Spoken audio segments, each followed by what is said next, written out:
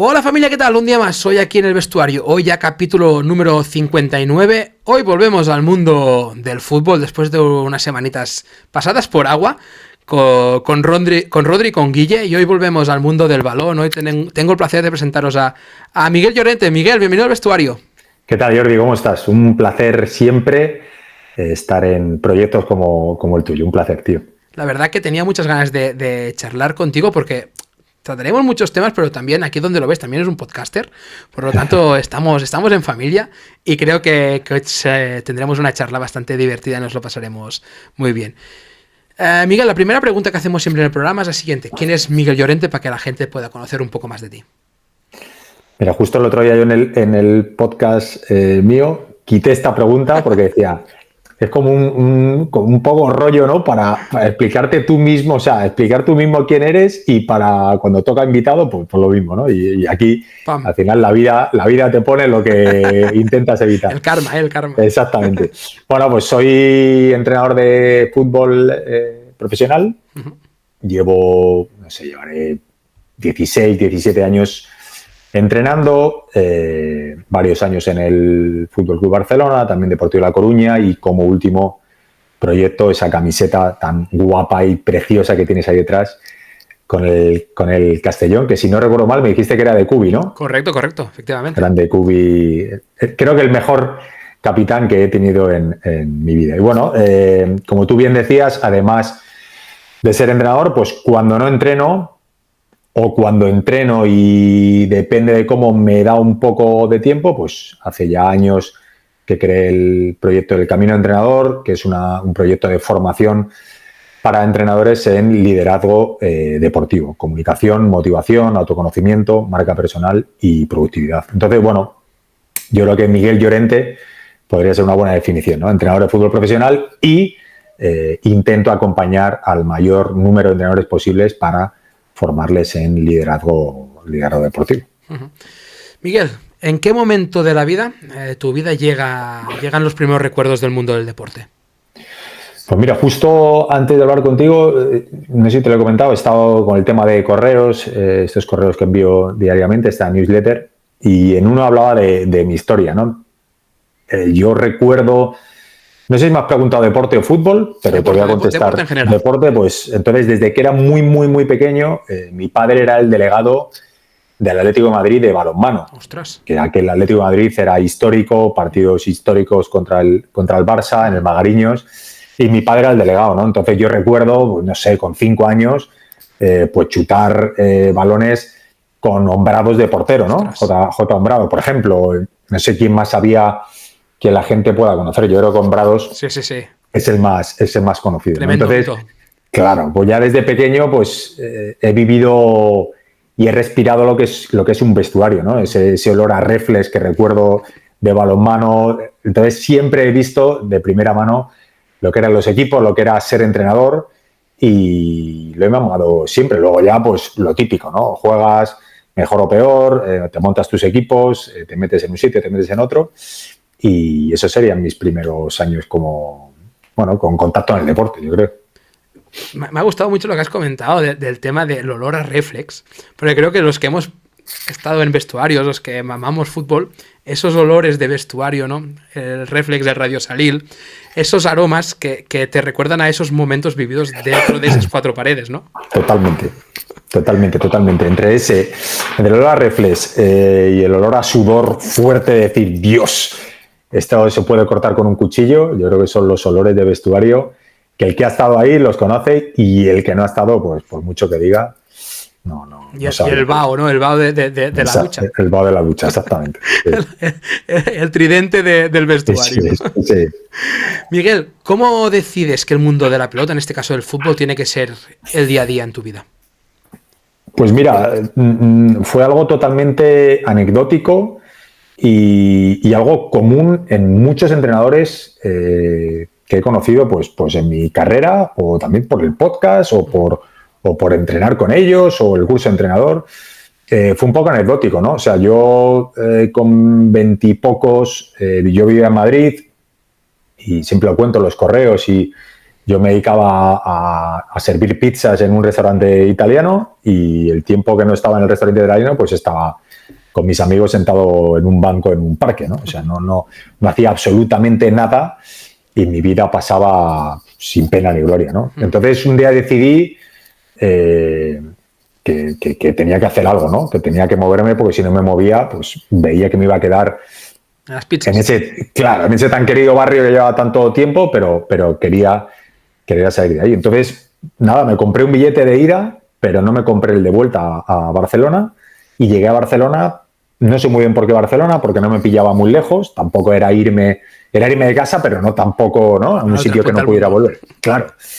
Y bueno, pero me fui sin trabajo, sin amigos, sin piso, sin nada. Me fui a la aventura y ahí dije, coño, tan aventura que como no me espabile voy a tener que volver y eso ya no era opción, claro. O sea, ya solté el órdago y no podía volver con el rabo entre las piernas. Entonces, bueno, llegué a Barcelona, trabajé también, pues en lugar de poner pizzas puse muchísimos cafés, limpié muchos baños y trabajando en un colegio como entrenador ya de fútbol sala, pues con un compañero me salió la oportunidad de entrar en la escuela del mítico Europa, allí en Barcelona, y a partir de ahí, pues, bueno, empecé entrenando benjamines y menos que benjamines, que no sabían ni chutar, y a partir de ahí, pues bueno, vas conociendo gente, ves que te gusta, ves que se te da bien, ves que es tu elemento y ves que es tu entorno. Correcto. Y bueno, vas creciendo por casualidades del destino, que las casualidades no existen, te van apareciendo oportunidades hasta que, bueno, pues te acabas dedicando a ello.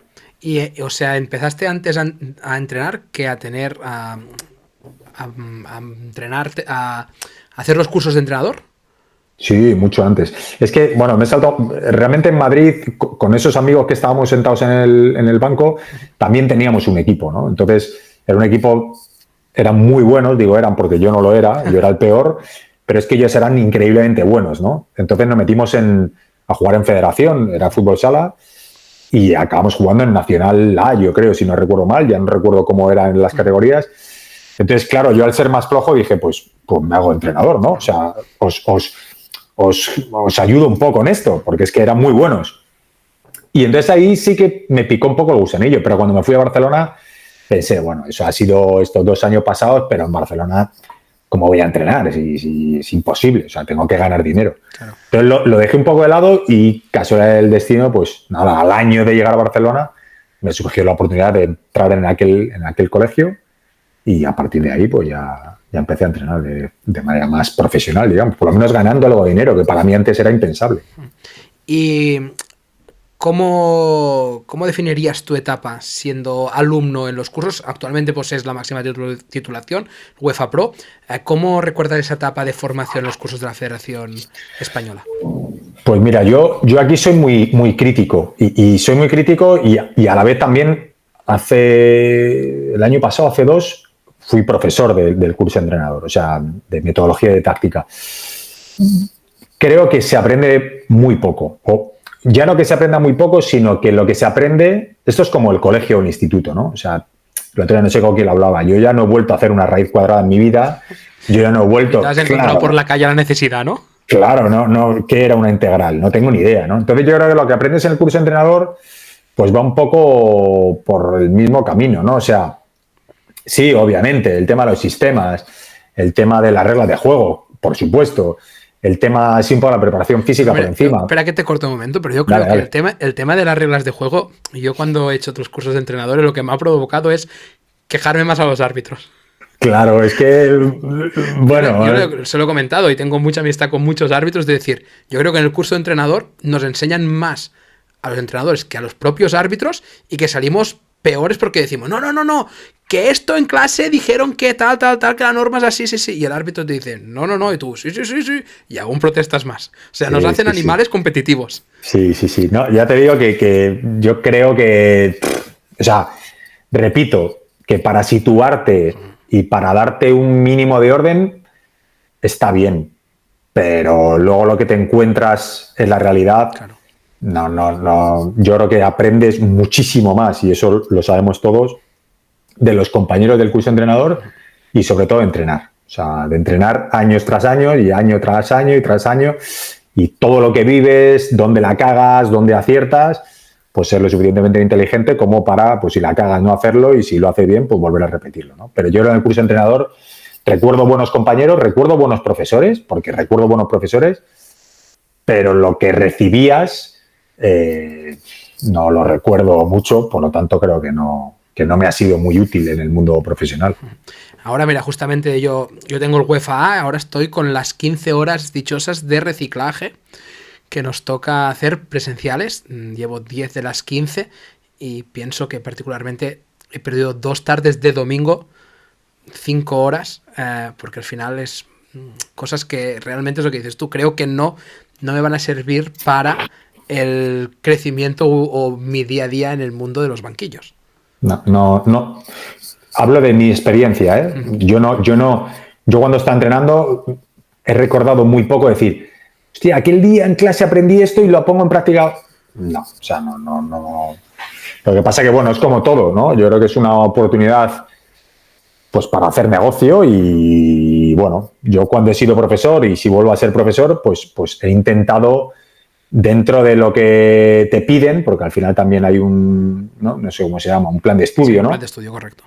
Pues salirme lo máximo que podía y aportar a los entrenadores lo máximo que he podido, ¿no?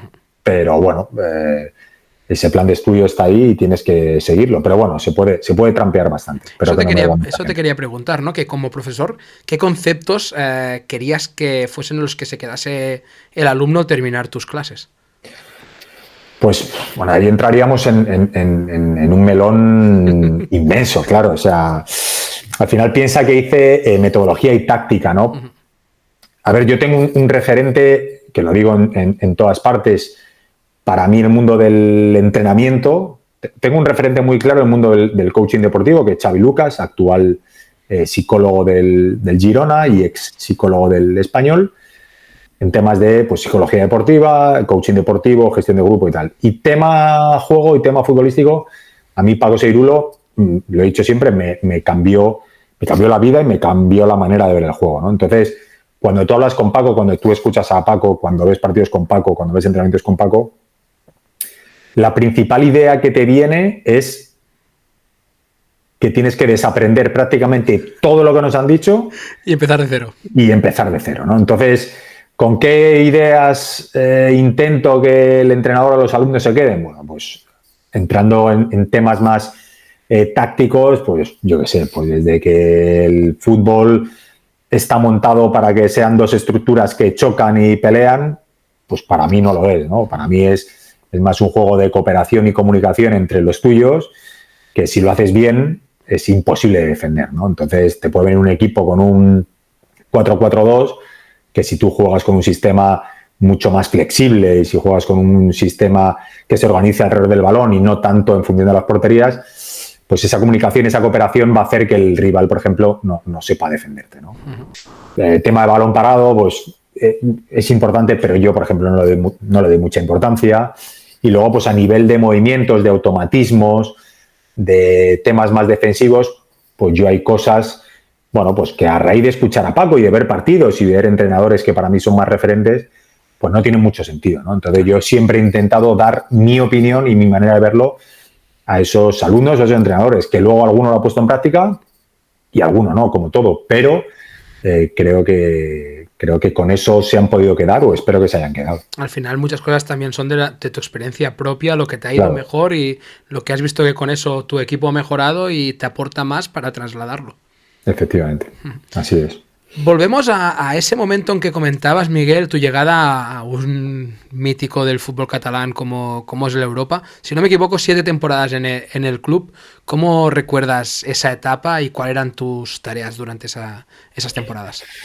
Pues mira, he dicho 7 y tengo que decir que a lo mejor está a ser lo cierto, ¿eh? No tengo ni idea, pero me ha sonado a poco. O sea, yo...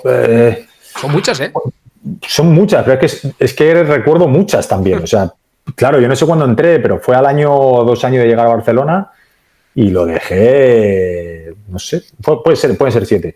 No, pasé por todo. O sea, entré en la escuela, mítica escuela de la Europa, donde estaba Xavi Lucas como jefe, que es, yo creo que es de la persona que más he aprendido en mi vida, diría, fíjate lo que te digo, a nivel profesional y a nivel personal. Y nada, y ahí empecé pues en la escuela, pues lo típico, llevando un equipo, dos equipos. Echando más horas que un reloj. Echando más horas que un reloj, pero joder, no lo cambiaría por nada del mundo, ¿eh? O sea, ahí aprendes, bueno, aprendes muchas cosas. Aprendes a entrenar equipos muy malos, porque claro, eran niños que no había pruebas de acceso. Aprendes a dinamizar grupos que como no seas muy bueno, eso es un caos, porque son pequeños, porque no tienen interés. Entonces, ahí realmente te estás curtiendo para luego situaciones mucho más fáciles, porque luego te encuentras con jugadores y jugadoras de un nivel altísimo que cobran por ello, entonces tienes un camino ya ganado y recorrido, claro. Entonces, bueno, ahí escuela, luego pues lo típico, pues empecé con benjamines y yo creo que llevé todas las categorías, hasta juveniles, yo creo que llevé todo. Y lo recuerdo muy bien, o sea, yo lo tengo como mi casa y siempre que vuelvo a Barcelona intento pasarme por allí porque tengo compañeros que todavía están por allí y yo siempre lo he dicho que para mí el Europa le debo muchísimo porque de ahí encontré realmente mi pasión y desde ahí pude salir y hacer cosas más adelante. Pues estarás contento con la temporada que se están cascando los chicos de Dada y Benítez, que hace poco estuvo por aquí también. Ah, sí, verdad, lo vi. Mira, antes hablábamos de Ari y recordaba exactamente, sí. Bueno, sí, hay Cano, tú piensas que yo con Cano, también cuando yo llegué a la escuela... sí, esto no lo había visto. Sí. Cuando llegué a la escuela, Capicano ya estaba ahí. 17 temporadas. Pues mira, pues yo creo que cuando yo llegué él no llevaba mucho, o sea que a lo mejor si juntamos 7 temporadas mías y el tiempo que llevo yo fuera de Barcelona, pues podría ser, sí, podría ser. Sí. Comentamos que de la temporada 2008-2009 es la que llegó Alex Cano al Nou Sardeña. Pues mira, yo llegué a Barcelona en el 2007, o sea que es muy posible que a lo mejor cuando llegué yo a la Europa él llevase un año, claro. Pues imagínate. Un mito. Desde aquí le mandamos un eso saludo a eso es. Tras ese paso por el Europa, firmas por el Barça, por las academias del Barça, la FCB Escola. Pudiste disfrutar de muchísimos países. ¿Qué es lo que te llenó más de esa experiencia? ¿Cómo recuerdas ese paso en tu carrera de firmar por el Barça? Bueno, a ver, yo recuerdo que yo en el Europa obviamente no pensaba en el Barça ni pensaba, ¿no? Lo que hablábamos antes, yo pensaba en entrenar, veía que me gustaba, tenía que sobrevivir porque tenía que ganar dinero y qué mejor manera que ganar dinero entrenando que poniendo cafés, ¿no? O limpiando baños. Entonces, para mí ya estar en Europa era la bomba, ¿no? Porque podía vivir más o menos de ello. Luego también fui coordinador de la escuela, eso era más... Pude sacarme un sueldo que me permitía mantenerme en una habitación y poco más, ¿no? Entonces, lo del Barça, pues fue un poco también por ahí, ¿no? Conocí a Isaac Guerrero, que hoy en día está en el Venecia, a través de la empresa que tenía de formación para entrenadores con Jofre Mateu, que se llamaba Actúa Liderazgo. Y coincidimos, no sé si en algún evento, empezamos a hablar y bueno, y él consideró que mi perfil pues podía ser bueno para... Isaac Guerrero y Kim Estrada también. Exactamente, por ahí de tu tierra también, ¿no? También pasó por el canal. Exactamente, pues... sí, verdad, también lo viste, es verdad. Sí, pues a Kim también lo tuve de jefe. Y bueno, y hablando pues un poco de inquietudes y tal, pues llegamos a la conclusión de que podría estar bien en la escuela del Barça. Entonces, bueno, repito, un poco como superviviente, dije, bueno, ¿cuánta pasta es? Si junto esto con lo de la Europa, pues me da tanto, pues bueno, pues me da para pagar la habitación y para comer y tal, y para vivir en Barcelona sin tener que pedir dinero a nadie y tal. Entonces, pues entré en la escuela. Obviamente, yo recuerdo perfectamente el primer día que me dieron la ropa, que más fue haciendo un campus de Semana Santa, que era el escudo pegado con... O sea, no era ni ropa del Barça, pero hostia... Claro, para mí era como, joder, si hace, yo qué sé, 7 años estaba en Madrid y tal, y ahora pues estoy entrenando en la Ciudad Deportiva. Bueno, lo recuerdo con mucha felicidad por sobre todo darme cuenta, ya no por el escudo, de que estaba ganando dinero entrenando, ¿no? Que para mí era impensable. Entonces, pues otra experiencia que para mí me marcó una barbaridad, ¿no? Porque la escuela estaba muy bien, pero pues poder estar, por ejemplo, 4 veranos seguidos, 3 meses... en Estados Unidos, viajando semana tras semana por estados diferentes, grupos diferentes, entrenadores diferentes, locales diferentes, es que aprendes muchísimo. A nivel de conexión con el jugador, con el equipo y con los entrenadores diferentes, es que a saber, Jordi, con la de entrenadores diferentes que yo he trabajado. O sea, tú piensas, puedes echar cálculos, 4 años seguidos, a semana, 2 meses, ya son 8 por 4 son 32 semanas. Si cada semana había 15 entrenadores, pues multiplica 32 por 15, o sea... Un camión. Claro, era una pasada. Y cada uno de su padre y de su madre, y cada uno tenías que convencer, y cada uno... Entonces, yo lo recuerdo como una experiencia súper enriquecedora y de mucho aprendizaje.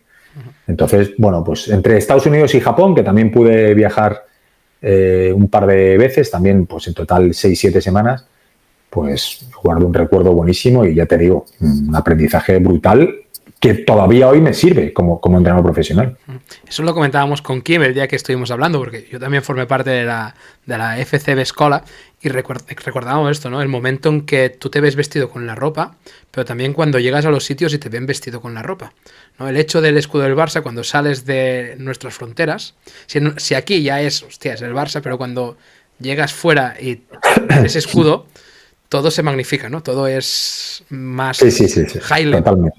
En Japón me acuerdo que te trataban como vamos, o sea, yo recuerdo en Japón firmar autógrafos durante 2 horas, una locura para ese momento, ¿no? Que tú realmente con todo el cariño sabes, coño, que es la escuela del Barça, que no es ni el fútbol base, ¿no? Que sí. Está antes que el fútbol base, pero sí, al final representas al club, lo que tú dices, fuera de las fronteras. Y digamos, yo recuerdo que iba como coordinador de los entrenadores de aquí de Barcelona y la responsabilidad era doble, ¿no? Porque tenías que gestionar el grupo de tus entrenadores propios y tenías que gestionar el grupo de los entrenadores locales. Y tenías que gestionar cada equipo con cada padre. Era una responsabilidad brutal que yo disfruté muchísimo y, repito, aprendí muchísimo, pero una buena paliza. Después de esta etapa das el salto al filial femenino del Barcelona. ¿Cómo fue ese cambio de paradigma, ¿no? de la escuela al filial femenino del Barça? Pues mira, yo lo recuerdo bastante similar a lo del Europa y Barça. Recuerdo que Isaac y Edgar, en el momento coordinador, yo creo que les llegó una necesidad del fútbol femenino, les hacía falta entrenadores y nos propusieron a 5 o 6. Y de esos 5 o 6, pues no sé si nos quedamos 2. Y bueno, pues el coordinador, que hemos estado antes hablando de él, pues nada, me hizo la entrevista y el coordinador era el entrenador del Barça B femenino.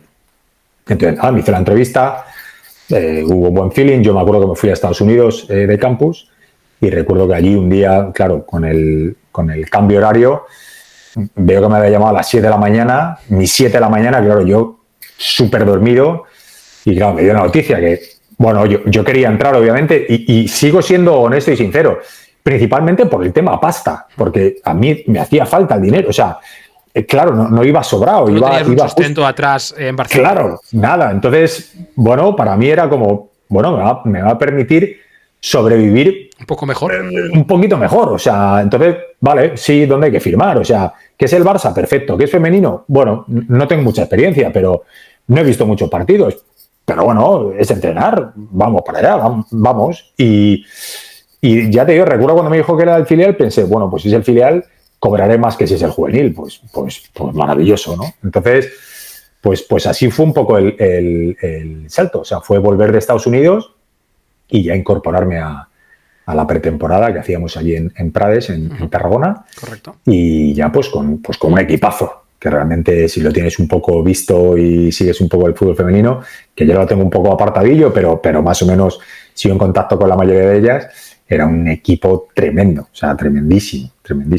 Eso te quería comentar. ¿Cómo se gestiona, ¿no? Como la gestión de un filial como el del Barça, donde tenéis muchas jugadoras en dinámica de primer equipo? ¿Y de qué primer equipo? De un equipo que lo gana absolutamente todo y que está siendo el referente a nivel europeo y mundial.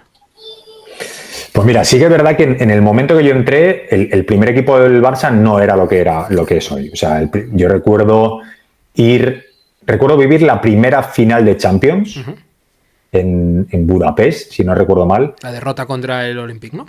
No, ¿contra el Olympique o contra el Olympique. ¿Sí? Sí. Hostia, ahora dudo, ¿eh? Sí, Olympique, puede ser. Bueno, que ahora me acuerdo que fue Que clarísima. En O sea, 0, no, ya perdían 3-0, si claro. no me equivoco. Sí, exactamente. Entonces ahí sí que empezó a cambiar, ¿no? Pero ahí yo llevaba ya un par de años. Entonces, bueno, sí, obviamente teníamos muchas jugadoras que iban en dinámica primer equipo. No te sabía decir quiénes ahora mismo, el primer año que entré, luego ya sí, luego, bueno, pues obviamente La Espina, Codina, Jana, Bruna, no sé, ahora mismo Emma Ramírez ha estado, que está en la Real Sociedad ahora. No sé, me estoy dejando a muchas, pero sí que recuerdo que había ese intercambio, ¿no? Pero al final ya cuando formas parte de un filial ya lo sabes desde un primer momento. Entonces, esa flexibilidad yo creo que aprendes en ese fútbol más amateur cuando un jugador llega tarde o te dice que está enfermo y no viene, pues era un poco similar, ¿no? Oye, que contabas con esta, pero hoy no porque se ha lesionado fulanita y se tiene...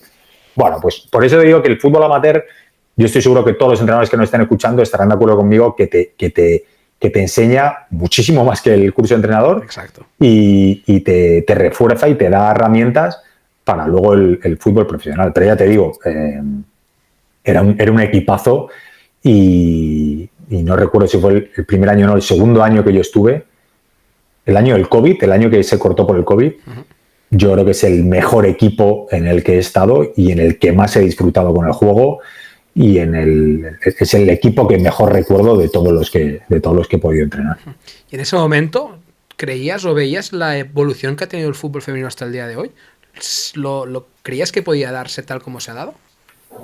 No recuerdo, pero sí que ahora me doy cuenta que ha sido muy rápido. No sé en el momento qué es lo que pensaba, pero hoy me doy cuenta que ha sido muy rápido. Y digo que ha sido muy rápido tanto para bien como para mal. Para bien, porque todos hemos mejorado en su momento. Yo mejoré, obviamente, condiciones, contratos, etcétera, etcétera.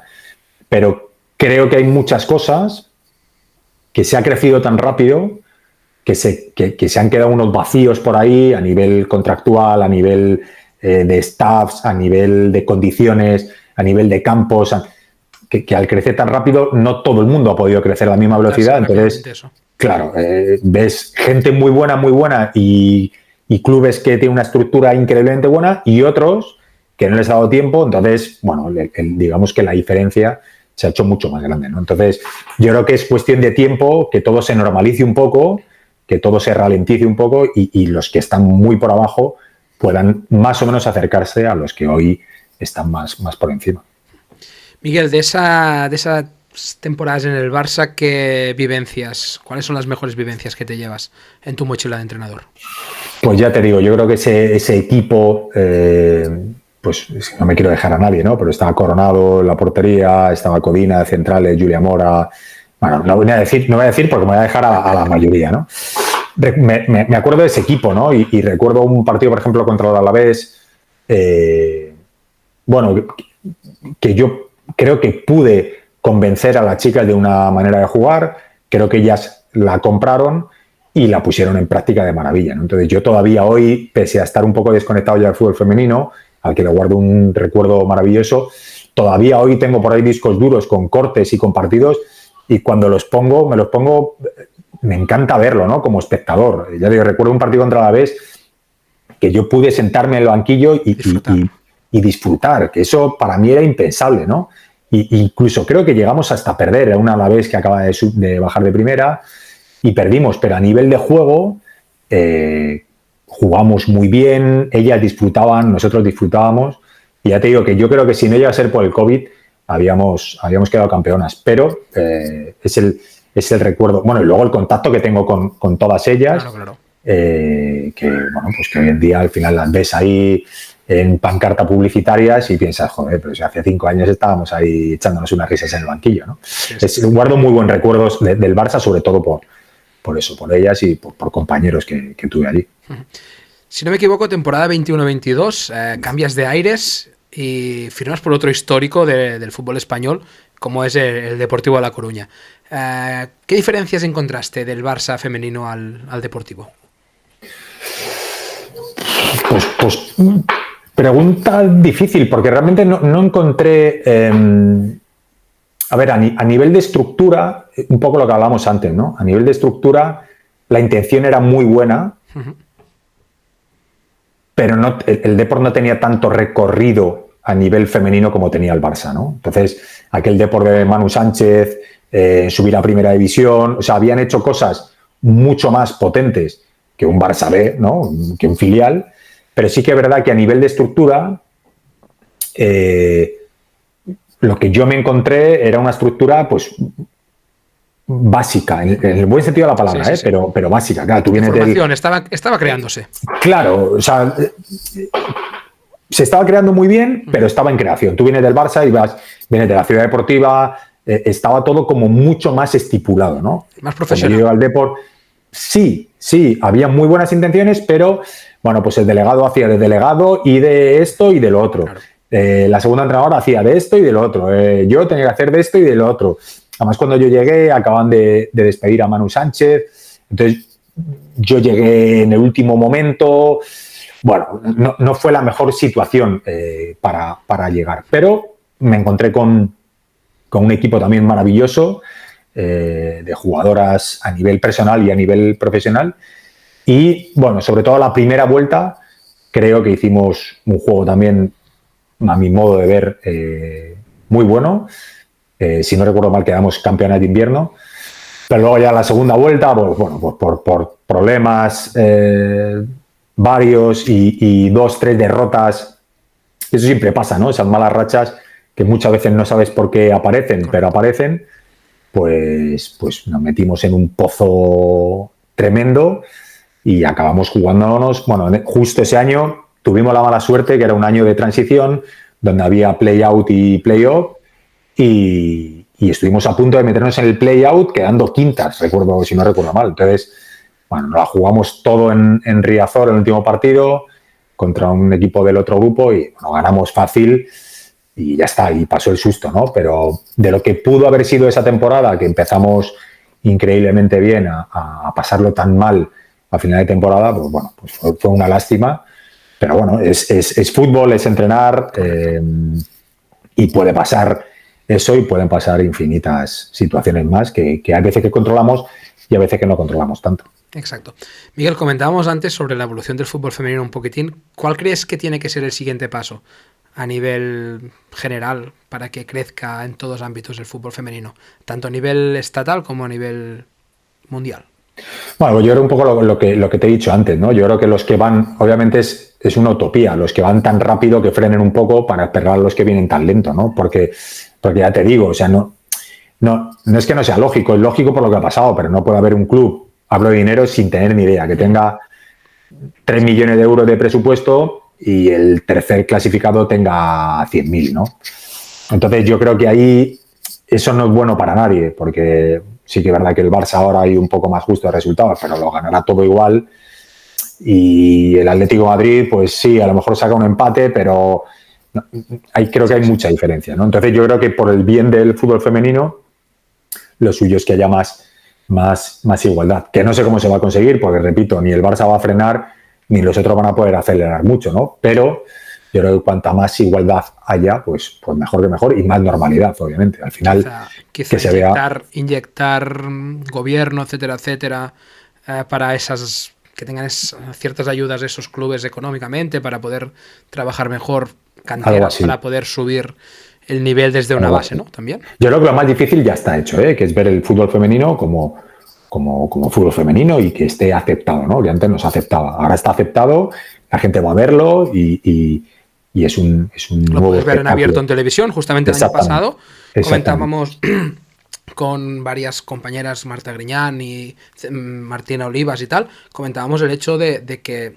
hace una temporada se tenía que pagar en Dazón para verlo, y eso era frenar el crecimiento del fútbol femenino, realmente. Claro. Sí. No. Yo creo que lo más difícil está hecho. Ahora yo creo que es cuestión de un poco más de proceso, de poco a poco, de un poco más de calma, para que todo se normalice un poco más y dentro de 10 años, pues sea casi como el fútbol masculino. Luego habrá uno que le guste más una cosa, otro es otra, pero como el que ve, ¿no? Como el que le gusta más el balonmano o el baloncesto, lo que sea. Algo normal y corriente, vamos. Tras ese paso por el Depor, vamos a donde estuviste con nuestro amigo Cubi, en Castellón. Si no me equivoco, conseguís el ascenso a Segunda División. Mira, me mandaste las preguntas, no lo conseguimos. ¿No? Ahí te iba a poner playoff. Playoff. Pero mira, lo puedo maquillar fácil. No lo conseguimos por 30 minutos. O sea, te has equivocado por 30 minutos. 30 minutos. Sí. Nos metimos en playoff, llegamos a la final contra Alcorcón. Correcto. Aquí empatamos a 1, si no recuerdo mal, y allí perdimos 2-1 y subió el Alcorcón. Pero vamos, durante 30 minutos fuimos equipo de Liga Promotion, pero no pudo ser. Pero vamos, el recuerdo es brutal. O sea, es brutal. Eso te quería preguntar, ¿cómo fue ese cambio del Depor a un Castellón que está en crecimiento para intentar llegar a donde después estuvo o actualmente está en la categoría de plata del fútbol español? Pues mira, fue también curioso. Yo creo que también muy acorde a los tiempos que vivimos en el mundo del fútbol, ¿no? El Castellón, hoy en día todavía presidido por Bob, ¿no? Uh-huh. Tenía una mano derecha que era Dave Reading, que venía de trabajar con Southgate en la selección inglesa y era un fiel creyente en todo el tema un poco de conectar con el equipo desde una parte más emocional, desde una parte más de persona a persona, de saber escuchar al jugador, etcétera, etcétera, ¿no? Entonces, pues Dave pidió, en este caso a Albert Rudé y a Eric Lira, que son los que acabaron de aterrizar como staff en febrero, antes de que llegase yo, un poco que él necesitaba que ese perfil existiera dentro del staff, ¿no? Entonces, pues Eric, que no nos conocíamos, pero estaba dentro de la lista de suscripción y de la academia y tal y cual, pues pensó en mí, me llamó, estuvimos hablando, hablé con Albert, creo que la conexión fue brutal desde el primer momento y en febrero pues aterricé aquí, 2 semanas después de aterrizar ellos. Digo aquí porque hoy en día sigo viviendo en Benicàssim. Uh-huh. Y llegamos pues para la segunda vuelta. También un aterrizaje raro porque era fichajes de invierno, echaron a varios jugadores, llegamos nosotros, ¿no? Al final llegamos un poco ahí derrapando, ¿no? Pero al final es eso también, ¿no? Es entrenar, o sea, es crear ese entorno y crear ese contexto para que el rendimiento aparezca, ¿no? Entonces, fuimos de menos a más. Y ahí es donde yo como entrenador y fiel creyente también de ese fútbol que te hablaba de Seirulo, de ese juego de posición, pude aportar mucho a Albert Rudé, creo, pues en temas de distancias, en temas más tácticos, y él a mí infinitamente también, a nivel sobre todo de temas sin balón, que yo al venir del Barça pues venía un poco más perdido, creo que hicimos un buen tándem. Y creo que hicimos también una buena conexión con ese equipo que estaba un poquillo roto por todas esas cosas y al final lo tuvimos ahí a tocar. Lástima de ese Alcorcón de Fran Fernández, que le envío un saludo también a él, gran compañero y nos virló ese ascenso, pero lo tuvimos a tocar. Cerquita. Muy cerca. Miguel, ¿cómo gestionáis, ¿no? Como staff, me gustaría saber cómo trabajabais un poquitín el staff técnico en general, posibles reuniones, cómo cuadrabais un poco algún par de días de entrenamiento, esas reuniones, el tema cada uno que gestionaba un poquitín. Pues mira, aquí para mí Albert era muy bueno, sigue siendo muy bueno. Al final Albert viene de tener una trayectoria, pues Inter en Miami, viene de entrenar en México. Es un entrenador profesional, ¿no? Y a mí también me gustó trabajar con él por todo lo que pude aprender, que yo ya traía mi manera de liderar, al final como primer entrenador, pero para mí también fue un reto meterme en un staff donde la última decisión no la tenía, ¿no? No la tenía yo, ¿no? Y también tuve que aprender y tuve que observar mucho y que estar muchas veces sin hablar, porque al final no me tocaba, ¿no? Entonces, pues yo qué sé, ya no recuerdo muy bien. Teníamos unas muy buenas instalaciones, Albert tenía su despacho, nosotros teníamos nuestra mesa cerca de él. Y entonces, pues recuerdo pues que a primera hora, nada más llegamos a las 8, pues a primera hora nos reuníamos, hacíamos repaso del entreno que él ya traía previamente preparado, nos lo explicaba, pero nos lo explicaba de una manera totalmente abierta. O sea, si considerábamos que había algo que podría mejorarse, lo aportábamos y si él consideraba que era así, lo compraba y lo hacíamos, ¿no? Creo que era un trabajo en equipo, claro, un claro ejemplo de trabajo en equipo, ¿no? Entonces, bueno, repasamos el entreno, yo me encargaba a veces con él o a veces sin él de montar todo el entreno en campo junto con los encargados de material, que eran unos jefazos también. Y luego, nada, llegaban los jugadores, hacíamos reunión con ellos antes del entreno, a veces con vídeo, a veces sin vídeo. Entrenábamos, luego hacíamos algo individual con alguno de ellos si lo necesitaban. Y luego nosotros ya nos quedábamos, pues comíamos allí y cada uno ya hacía sus historias, pues sus cortes de vídeo, preparaba alguna tarea, hacíamos temas de feedback. Bueno, cada uno teníamos un poco nuestro rol, ¿no? Y bueno, pues a nivel de tareas, pues un poco también lo que venía haciendo yo, más o menos. Sí que es verdad que Albert tenía o tiene una metodología diferente a la mía, en algunos puntos en común y en otras diferentes. Entonces hacíamos pues juegos de posición que yo también habría hecho, rondos hacíamos, bueno, un poco bastante similar. Luego sí que es verdad que él tiraba de algo más de movimientos preestablecidos y automatismos que yo no estaba tan familiarizado, pero que también me vino bien para aprender y para un futuro quizás ponerlos en práctica. Y ese era un poco el día a día que teníamos. 1 o 2 días eran más o menos así. Miguel, vamos a hablar de tu proyecto, de cómo son las academias de entrenadores, de entrenamiento circular o de ese podcast llamado El Camino del Entrenador. Te dejo el micro para que nos puedas explicar largo y tendido estos proyectos que tienes. A ver, el Camino del Entrenador es un proyecto que nace cuando yo termino en el Depor. Y voy a ser muy, muy honesto. Nace porque pienso, nunca he creído mucho, y los habrá muy buenos, en el papel de los representantes, ¿no?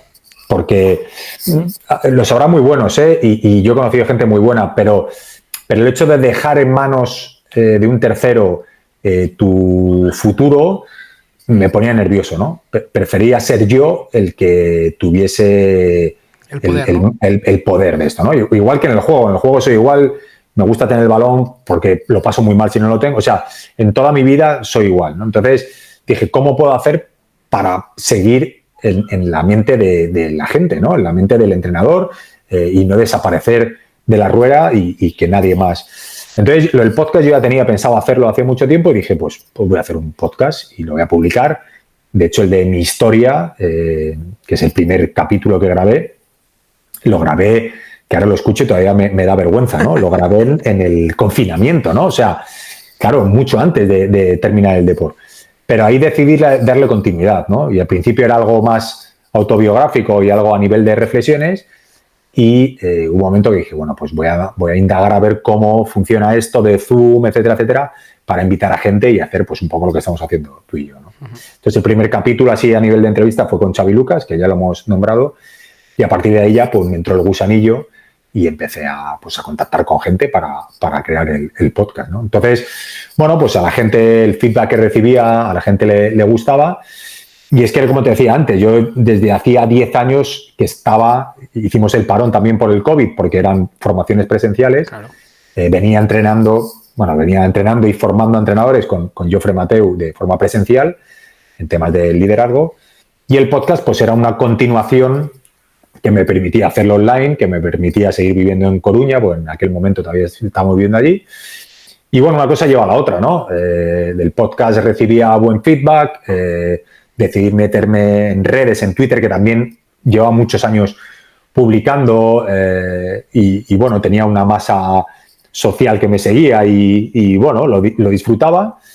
Y entonces, pues a raíz de ahí, pues empecé a hacer crecer una comunidad, un poco sin querer, ¿no?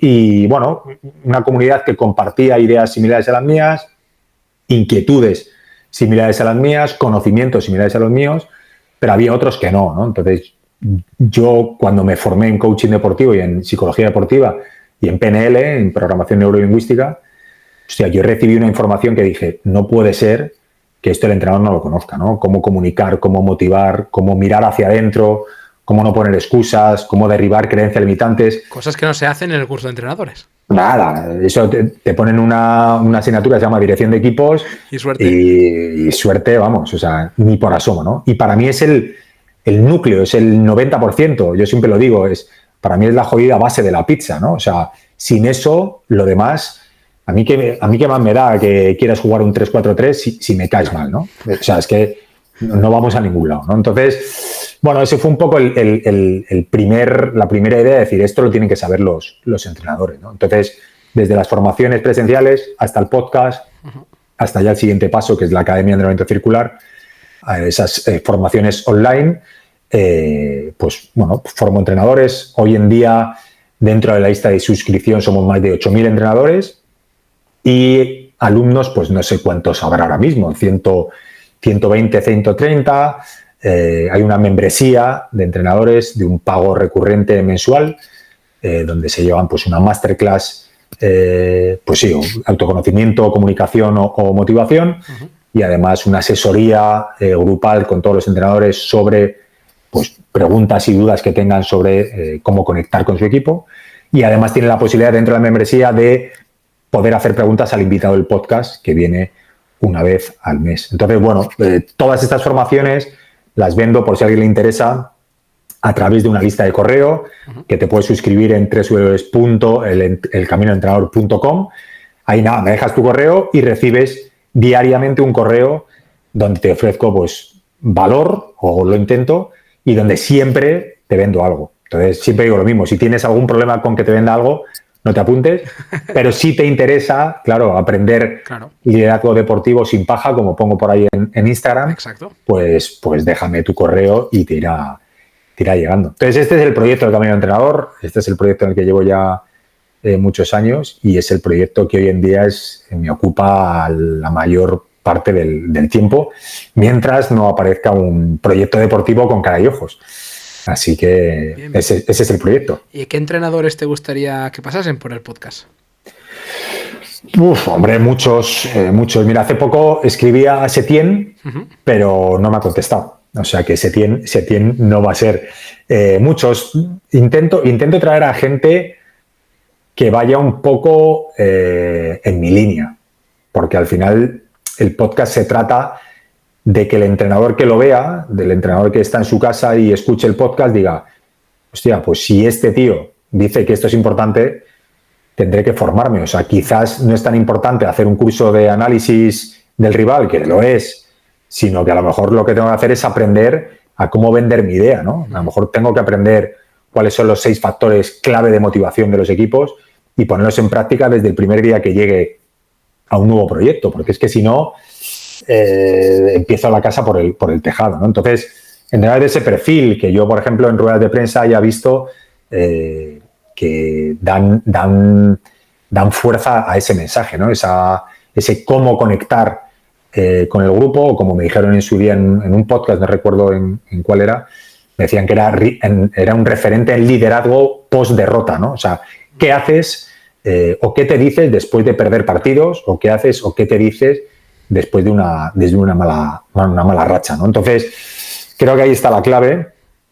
Y repito, nadie nos lo cuenta, entonces, bueno, es como que he cogido yo el relevo de la bandera de explicárselo a los entrenadores lo mejor que puedo desde mi experiencia personal y desde lo más de la honestidad y la sinceridad más grande que pueda, para comunicarlo de la manera más efectiva. Perfecto. Pues bueno, después yo tengo un par de nombres que al igual pueden ser... Venga, te los acepto para enormemente. El podcast, ya te los... Luego, off the records, ya te pasaré. Venga. Un par de nombres. Antes de pasar al test final, al salseo que nuestro padrino Rafa Roldán en el capítulo 1 bautizó, te quería preguntar qué retos a nivel deportivo le quedan por cumplir a Miguel. Todos.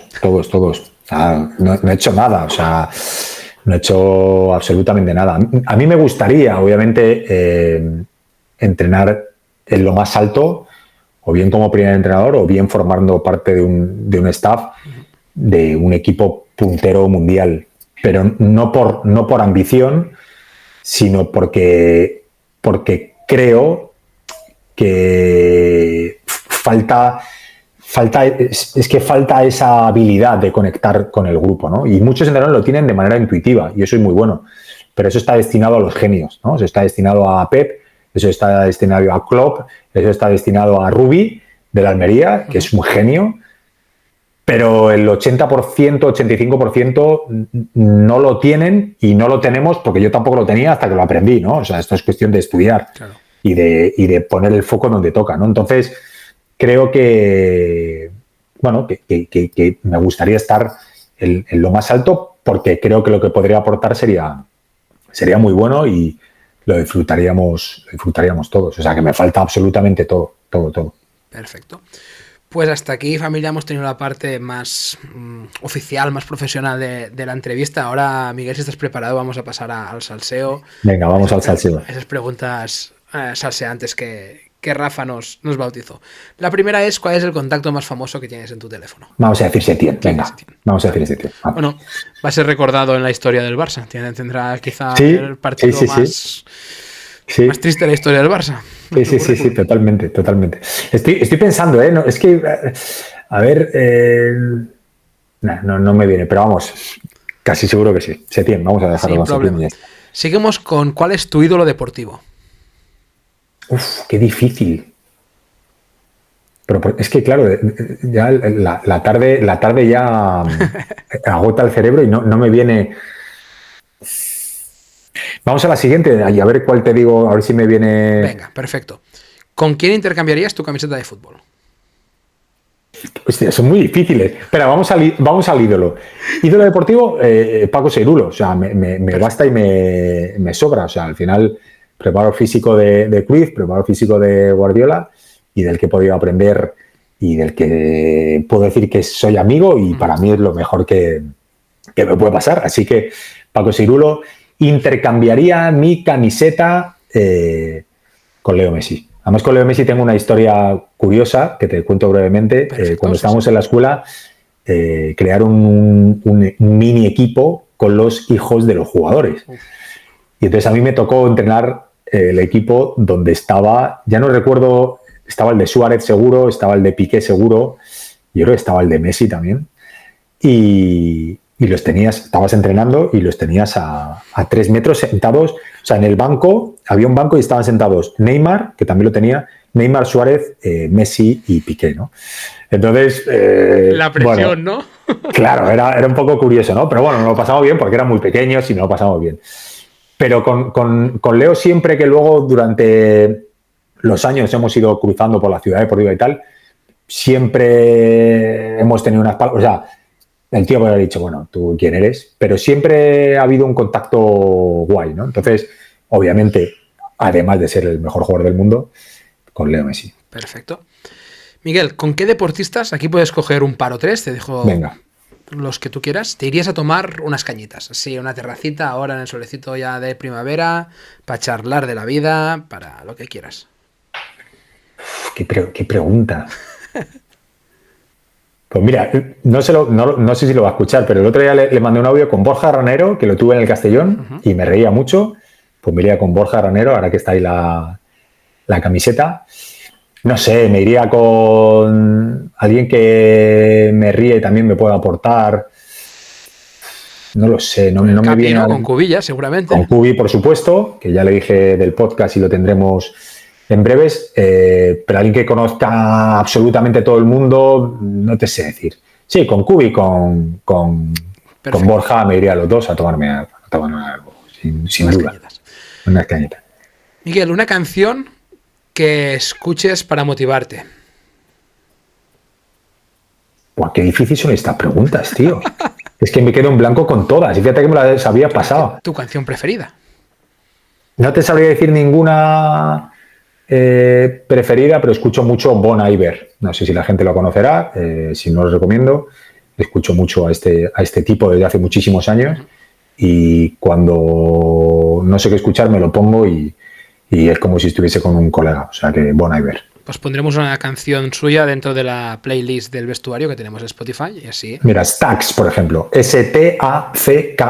Vale, perfecto. Buen Pues temazo. allí estará en la playlist.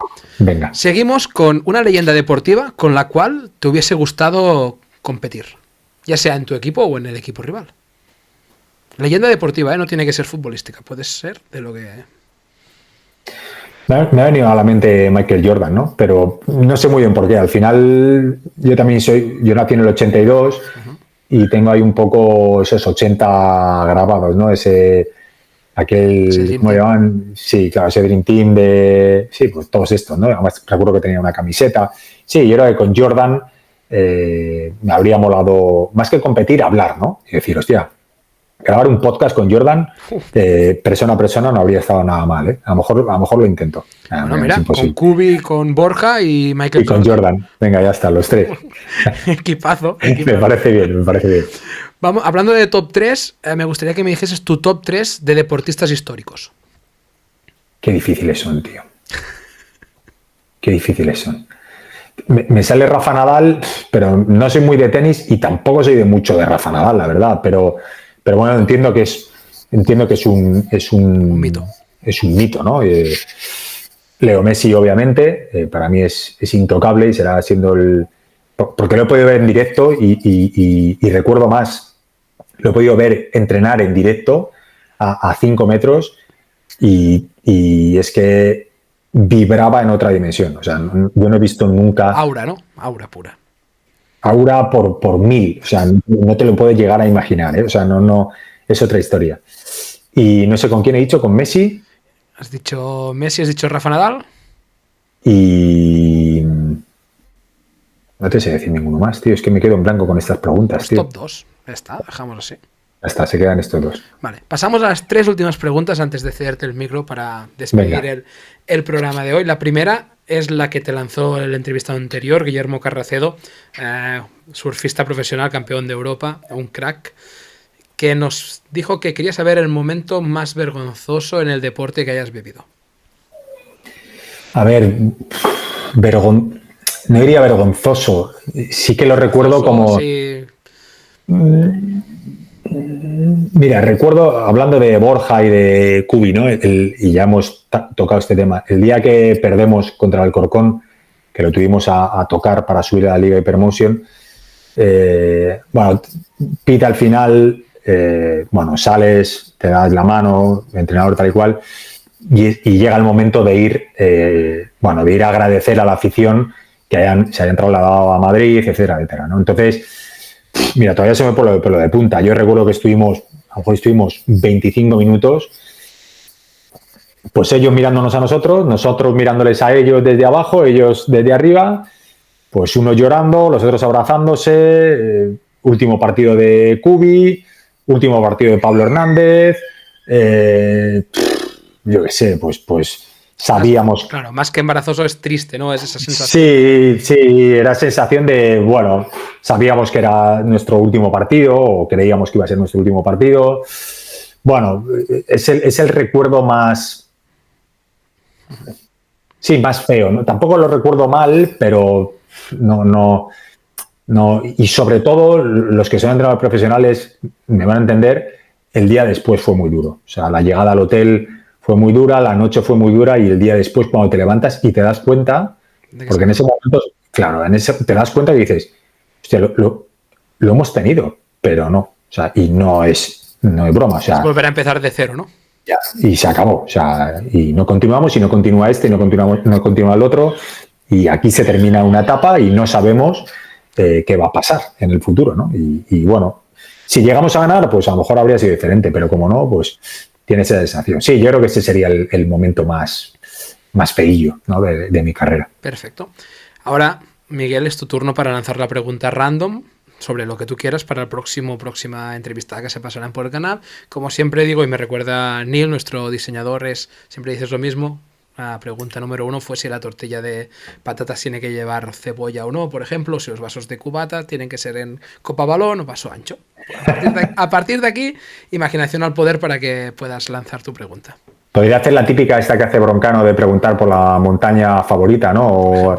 A mí esa me mola mucho. No, pero voy a preguntar algo así como no sé quién viene y no sé a qué se dedica, como persona, ¿qué cualidad crees que es la más importante para conectar con el que tienes enfrente? Y Perfecto. ahí yo creo que con esa abarcamos a todos y por lo menos le vamos a hacer pensar. Muy buena pregunta, sí. A ver qué nos contestan. Me gusta. Y ahora la última pregunta es que a quién invitas, a quién te gustaría ver aquí sentado delante nuestra en el vestuario, que con un poco de tu ayuda podamos tener aquí en el programa. A Setién, ¿te imaginas? Que no me ha contestado Pues, a mí, imagínate. ¿te creerás que yo grabé una entrevista con Eder Sarabia? Sí, porque somos grandes amigos. Lo que pasa es que lo he nombrado porque, bueno, Setién es la... Con Eder grabamos en un podcast que teníamos anteriormente con unos compañeros coleccionistas, cuando él estaba en el Andorra, grabamos una charlita con Eder.